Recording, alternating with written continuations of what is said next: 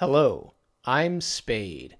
I see a lot of people asking about what it's like to play on ESEA as an average player and when they should start, so I thought I'd do a video about that. Okay, so first, what is ESEA? For all practical purposes, ESEA is a website and a company that maintains a set of servers for Counter-Strike and other games that have different options than the Valve competitive matchmaking servers. Some of the main differences, the big ones, is that the ESEA servers run at 128 tick as opposed to 64 tick, which is what the Valve servers run at. The best layman's explanation I can make of that is that the Valve servers update between the server and your computer 64 times a second, and the ESEA servers attempt to update 128 times a second. So generally speaking, the communication between each individual player and the centralized server where the game is actually happening is twice as fast on ESEA as is in Valve. Now, there's a million reasons and there's 100,000 debates about why Valve's doing it the way they are. I'm not even going to go into that. Suffice to say, ESEA runs 128 tick servers, which makes for a different kind of gameplay. And many professionals say a better gameplay, but it is different. The other thing that ESEA has is a different and larger map pool. That means when you go in to play a pickup game, you have the option of playing maps that you don't have the option of playing in Valve's competitive matchmaking setup. Mirage is one of the most popular ones, as is DE Cache and DE Mill. Those are some of the common examples. When you join a pickup game, you're in warm-up mode for a while. You just kind of double-click on things, and you're in warm-up. And you have the option at the end of the warm-up, once the pickup game is full of 10 people, you have the option to vote on what the map is, and that's kind of how it works. So ESEA does have kind of a ranking system. You do have a profile. You do have to pay. It's like $6 a month, $7 a month. I think it's $6.99 a month. Yeah, that's sort of the basic idea. And they track your statistics. It's kind of neat. You can go through and see, how did I do on the last PUG I played. Your stats here. I'm usually near the bottom of the list. So yeah, that's, for practical purposes, that's what ESEA is. And I'll show you the client, which you download as a premium member. And that's kind of how you interact with all of the pickup games and other ESEA stuff that goes on. So I'm going to show you the ESEA client.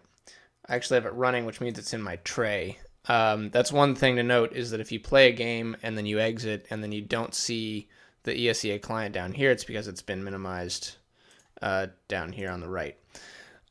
This is sort of the central dashboard, as far as I can tell, for interacting with ESEA. Because they have their own sort of anti-cheat and login system, and there's clearly a guy who knows what he's doing with the code. You actually have to boot your games from the ESEA client if you want to play on an ESEA server. And likewise, if you're done playing on ESEA, you actually need to exit Counter-Strike and go back in normally to play like a matchmaking game or whatever on Valve. The client, it seems like it's fairly straightforward. You have a list of servers. It's a server browser. I usually sort it by type. I'm usually looking to play either an AIM map, which Texas 208 seems to be the only one available to me for some reason. I think there's some sort of automatic filtering that happens, or a PUG. And the server data refreshes when you click on a server. So if you kind of want to scroll through and kind of check them each, just click on them, and it'll start updating the ping, and or you can hit the refresh button to get kind of a general refresh going. Double click and it will launch Counter-Strike for you and bring you into the PUG. PUGs on ESEA, the way chat works is that you cannot chat with your team while you are dead. So that's a little different than matchmaking. And it's hard to get used to sometimes. Like I find myself, like after I'm dead, I'll just go, hey, there's one oh, right. Nobody can hear me. So that's a quick overview of the client. You can see your buddies here. Yeah, that should be good enough. So one of the big questions I see a lot is, when should I start to play on ESEA?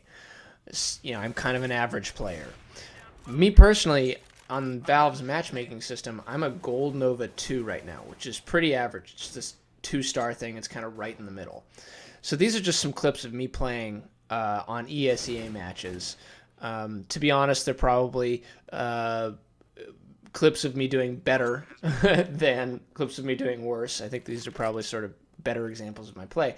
But you can kind of get a sense of, I'm kind of the average Joe, and I can still play in these servers.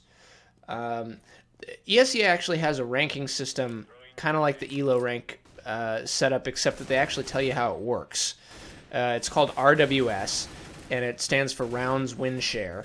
And it's basically a combination of how much damage you've done through the rounds and whether you plant a bomb or whether you defuse the bomb.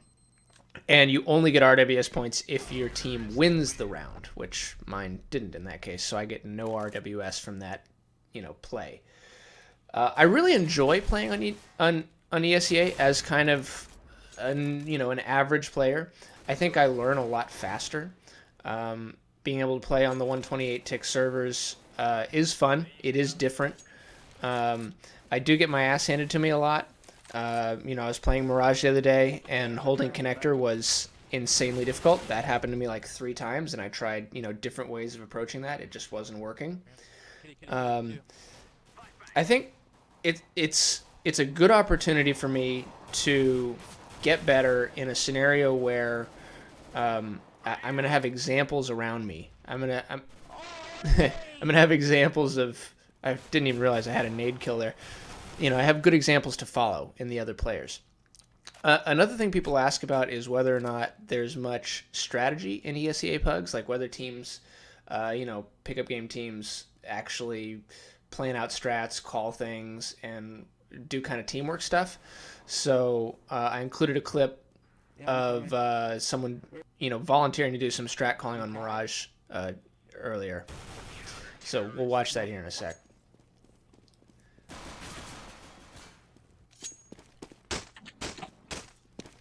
I'll strat call if you guys don't mind. If everyone's gonna listen, I mean, I don't care. We'll just fuck around. Let's go. Just win. We're gonna have 2 B tunnels, or B apartments right off the bat. They're gonna be rushing hard. I'll get a smoke, and who's ever coming in with me get a smoke, smoke cat, smoke connector, and smoke window. And don't stop at all. So that happens every now and then on ESEA. One of the things that I would recommend, before you jump into a PUG, is to get on the Maps Workshop and get some of these maps, DE Mirage, DE Cache, definitely get Mill, and play a couple of games on your own server, on your own computer against bots. Pick whatever bot skill level you want, but load up the map and actually play some of the game, because you're going to need to know these maps at least to a basic level before you start playing in order to be any use at all. Even if your aim's really good, just having a sense of the maps that you don't see in Valve's matchmaking is going to make a big difference. Now, playing against bots isn't going to do a lot for your actual gameplay, but it is going to help you learn the map. A couple of other quick tips. When you join a PUG, type .players in the chat to see a list of the players in the PUG. If you see a bunch of league or really good guys, you can leave. Another one, when you join a PUG, be upfront about the fact that you're new to the map or the game. Split B. Hey guys, so just so you know, I'm still new to this map, so if I'm about to do something stupid, let me know. Yeah, me too. Yeah, 2 stupids. This is my first day playing. I've never done this. What is this map called? Vagina. Hey, how do you shoot? Enter. I think you use spacebar. No, it's enter. Spacebar's jump. Right. Scroll up. Scroll up. The point is, as an average player, I have a lot of fun playing on ESEA. I think I learn really quickly. It's fun to play on different maps. the ones that you see the pro matches play on, especially like Mirage. And I think it's really worthwhile. At least it's worth the $7 a month to me. I hope that's helpful. Spade out.